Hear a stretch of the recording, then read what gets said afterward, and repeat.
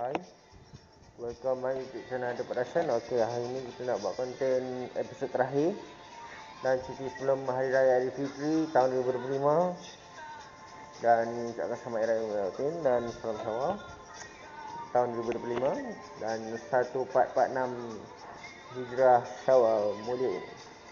Hari ni kita nak buat konten Kejurang Animation sedang mencuci mozaik guna air asid di kawasan Taman Wawasan Kuala Johor, Malaysia. Jangan lupa like, komen, subscribe dan nanti kita saksikan tu kawan-kawan saya ya. Kejurang Renovation sedang membuat cuci mozaik guna pesapu, guna span.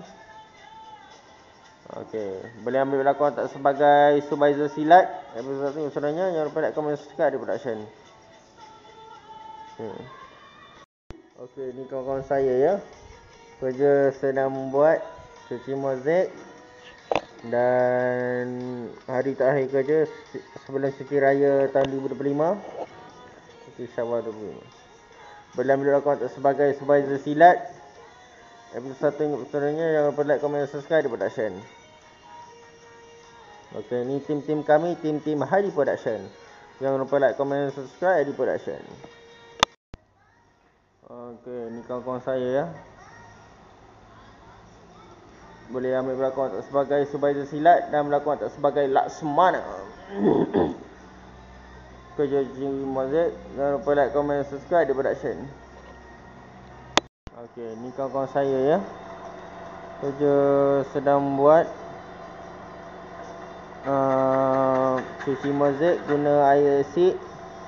Boleh ambil berlakon watak sebagai supervisor silat dan pekerja dasta.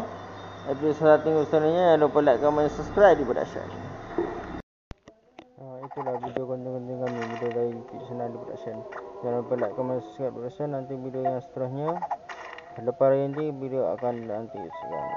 Selamat Hari Raya, salam Aidilfitri, salam Syawal.